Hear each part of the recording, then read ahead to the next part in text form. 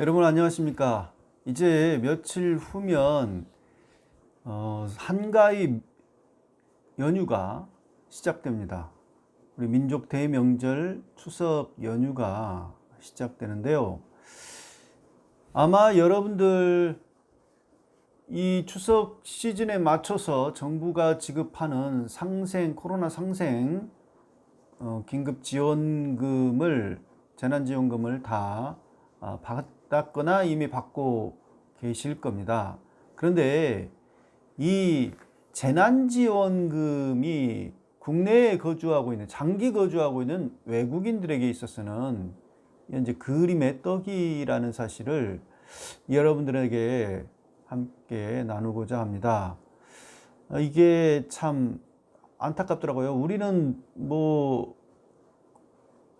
받으니까 국민들은 일반 대다수 국민들이 지금 다 받고 있으니까 별 감각이 없을 수 있는데 여기서 소외되고 있는 국내 거주, 장기 거주 외국인들이 적지 않다는 사실을 여러분들에게 한번 좀 생각거리로 함께 나누고자 합니다. 오늘 제가 오마이뉴스에 쓴 기사인데요. 국내 장기 거주 외국인에게 재난지원금은 그림의 떡, 이런 제목으로 제가 기사를 썼습니다. 보시면은 지금 그 국가법령정보센터, 그 법제처를 여러분들이 검색하시면 여기로 들어가게 돼요. 그래서 이제 우리나라 국내에 있는 여러 법들을 검색해 볼 수가 있는데요. 긴급 재난지원금 관련 각 지자체 조례들을 제가 살펴봤습니다. 기사 내용을 좀 봅시다. 국내 90일 이상 장기 거주 외국인 중 상당수가 코로나19에 따른 정부와 지자체의 재난지원금 혜택을 받지 못하고 있음이 드러났다. 정부의 코로나19 재난지원금 지급 대상 기준과 각 지자체가 제정한 현행 긴급 재난 지원에 관한 조례의 그 지급 대상을 살펴본 결과 국내 장기 거주 외국인, 그러니까 제한교포, 영주권자, 결혼이민자 등이 재난지원금 지급 대상에서 제외되는 사례가 적지 않아 이에 대한 통일된 기준이 필요하다는 지적이다. 자, 그래서 현재 5차 재난지원금 코로나 상생 국민지원금을 온오프라인으로 정부에서 지금 신청을 받아서 지급하는 중이에요. 근데 지급 대상을 보면은 대상 기준이 국내 거주 국민입니다. 국민이에요. 그러니까 여기에 이제 우리나라에 들어와서 장기 거주하고 있는 중국 동포들이나 또는 제일교포나 이런 재미교포, 이런 우리나라에 지금 현재 들어와서 오랫동안 장기 거주하며 살고 있는 제한교포들의 경우는 동포일지라도 받을 수 없어요. 결혼이민자 받을 수 없어요. 영주권자 받을 수 없습니다. 이런 사람들은 외국인 신분이라는 이유 때문에 이 코로나 상생 국민지원금 대상에서 제외가 됩니다. 1차 전 국민 긴급 재난지원금의 경우 2020년 5월 지급을 했는데 그때도 보면은 국민이에요. 국민 기준이. 그래서 주민등록법상 거주지가 분명한 내국인인 거주자를 지급 대상으로 했습니다. 그렇기 때문에 외국인은 빠지는 거예요. 예. 그런 상황이고요. 근데 이 정부의 지급 기준에 비해서 지자체의 경우는 이제 조례를 통해서 좀 더 넓게 지급을 해주는 상황입니다. 그러니까 각 지자체가 지급해주는 재난지원금 있지 않습니까? 이게 그 기준에 보면은 조금 더 정부보다는 범위가 넓어요. 그래서 근데 문제는 이제 각 지자체도 지급 기준이 다 달라요. 제각각이에요. 그게 또 문제인데 일단 강원 영월군의 경우는 코로나 바이러스 감염증 19에 따른 재난지원 조례를 제정했는데 영월군에 주민등록을 둔 사람뿐만 아니라 결혼 이민자와 외국인 주민으로 영월군의 외국인 등록대장에 등록되어 있는 사람까지도 지급 대상에 포함시켰습니다. 그러니까 영월군 내에 90일 이상 거주하며 생계 활동에 종사하고 있는 외국인도 이런 긴급재난지원금을 받을 수 있도록 강원도 영월군은 조례에 그렇게 되어 있는 거죠. 자, 전남 순천시 봅시다. 전남 순천시의 경우는 순천 시민, 그러니까 순천시에 주민등록을 두고 있는 순천 시민뿐만 아니라 결혼 이민자, 그 다음에 출입국 관리법 제10조에 따라 체류 자격을 취득하여 순천시에 체류지를 두고 있는 사람, 이렇게 되어 있습니다. 그러니까 영주권자뿐만 아니라 순천시에서는 장기 체류자, 단기 체류자 할 것 없이 체류 자격을 취득해서 순천시에 체류지를 두고 있는 외국인들도 긴급재난지원금 받을 수 있죠. 이 영월군과 순천시의 경우는 상당히 좀 폭넓게 재난지원금을 주고 있는 사례에 해당하고요. 경기도 광주시, 그 다음에 부천시, 안성시, 포천시 이런 데서도 일반 시민뿐만 아니라 결혼 이민자 그리고 출입국관리법 10조 내지 31조에 따라서 외국인 등록이 되어 있는 자나 재외동포법 제6조에 따라 해당 지자체의 지자체를 거소지로 하여 거소 신고가 되어 있는 우리 동포들 있잖아요. 이런 사람들까지도 지원 대상에 포함시키고 있습니다. 상당히 좀 모범적인 사례라 볼 수가 있겠죠. 그 다음에 제가 이제 긴급재난지원금 아까 법제처 자치법규 검색을 통해서 보니까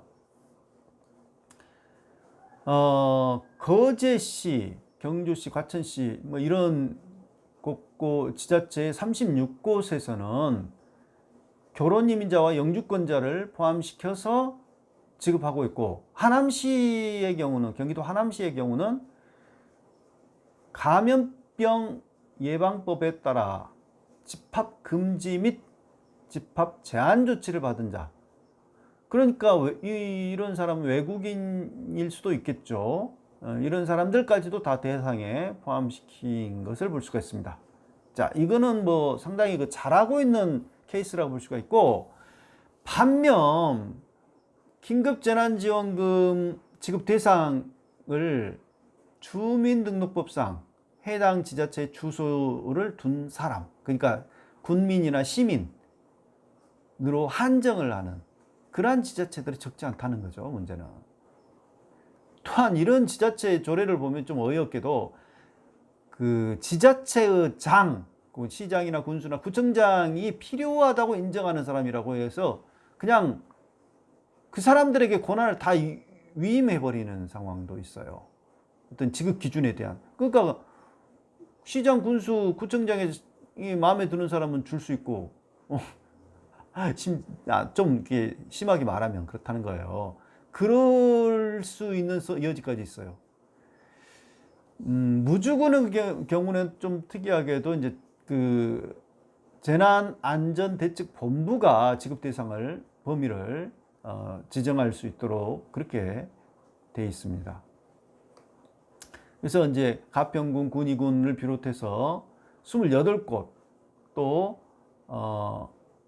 그런 곳들이 이제 여기에 해당되고요. 동해시, 고창군, 고흥군 이런 곳들은 이제 지자체 주소지를 둔 사람하고 결혼 이민자까지만, 그러니까 영주권자나 뭐 이런 장기 거주 외국인에는 포함하지 않죠. 이 결혼 이민자까지 지급 대상에 포함시킨 지자체이고요. 물론 이제 전국 구시군이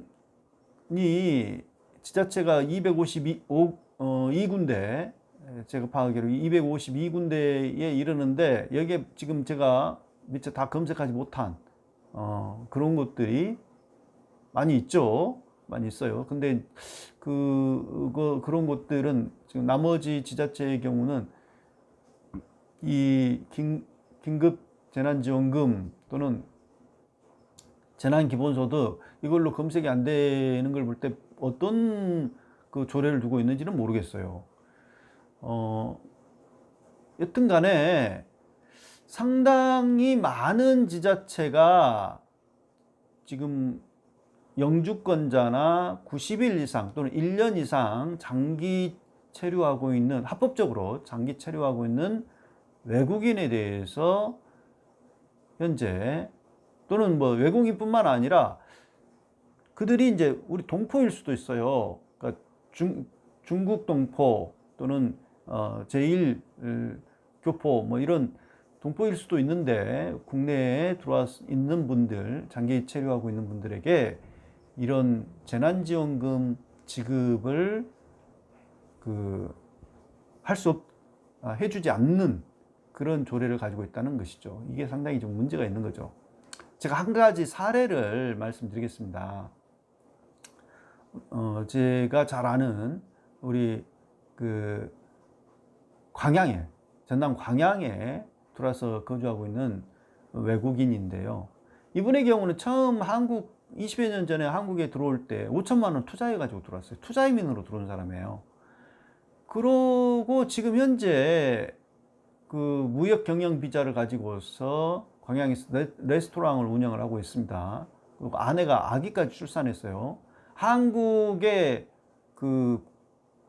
아예 한국인으로 귀화를 하고 싶어 하고 있습니다.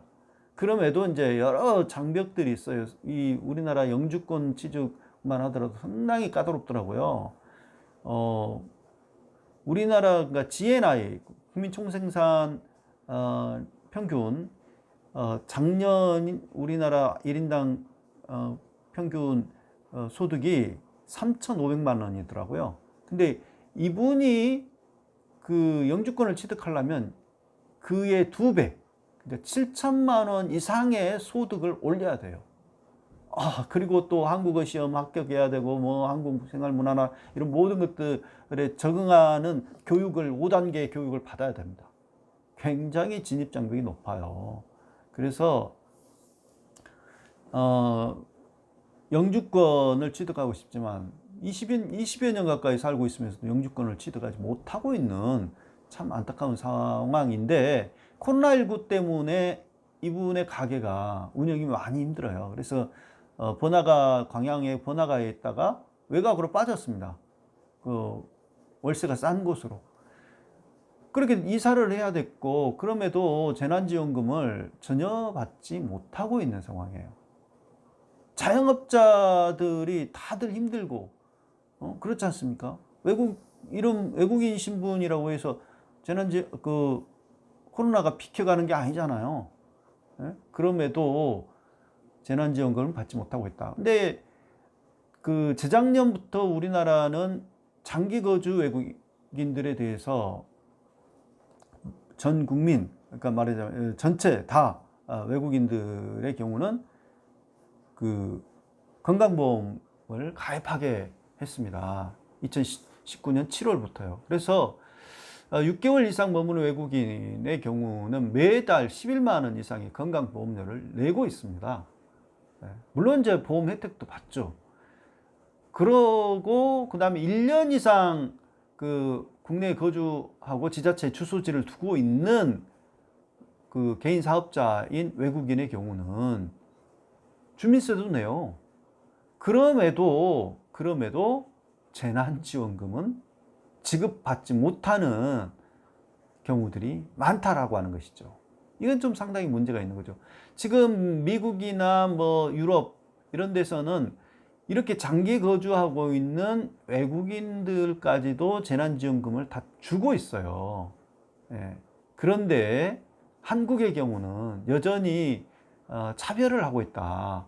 이게 상당히 문제가 있는 거죠. 그래서 특히 우리 동포들이 이런 차별을 받으면서 중국 동포들이 굉장히 많이 들어와 있거든요. 우리 국내에.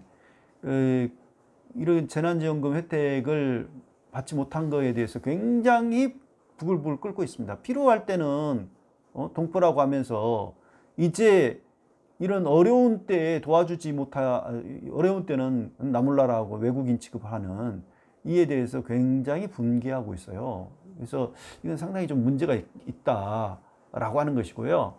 그리고 지급 기준이 이렇게 지자체마다 들쭉날쭉 제각각이라고 하는 것은 상당히 문제가 있는 거죠. 그래서 통일된 지급 기준이 마련돼야 된다라고 하는 것이고, 그 다음에 정부도 이 다문화 사회로 뭐 이제 우리 사회가 지금 변화하고 있다 이렇게 하면서 그에 대해서 대비해야 된다 말만 하지 말고 전 국민 재난지원금 지급 기준을 좀 완화해서 국내에 들어와서 장기 체류하고 있는 최소한 1년 이상 체류하고 있는 외국인들에 대해서는 적어도 차별 없는 어떤 그 재난지원금 지급이 필요하지 않느냐라고 하는 것입니다. 그래서 한국 사회가 외국인에 대해서 차별하지 않고 함께 더불어 살려고 하는 그런 사회다라고 하는 것을 이걸 통해서 좀 나름 이런 혜택을 통하여서 보여줄 수 있다고 봅니다. 예, 그래서 이런 차별이 암암리에 이루어지고 있다라고 하는 것을 우리들이 좀 생각하면서 좀 지역사회가 좀 변화될 수 있도록 여러분들 소속되어 있는 지자체에서부터 이런 시의원들이랄지 이런 분들을 좀 설득해서 그 조례를 좀 개정하면 되거든요. 조례도 개정하도록 좀 압박도 가하고 좀 했으면 좋겠습니다. 이상입니다.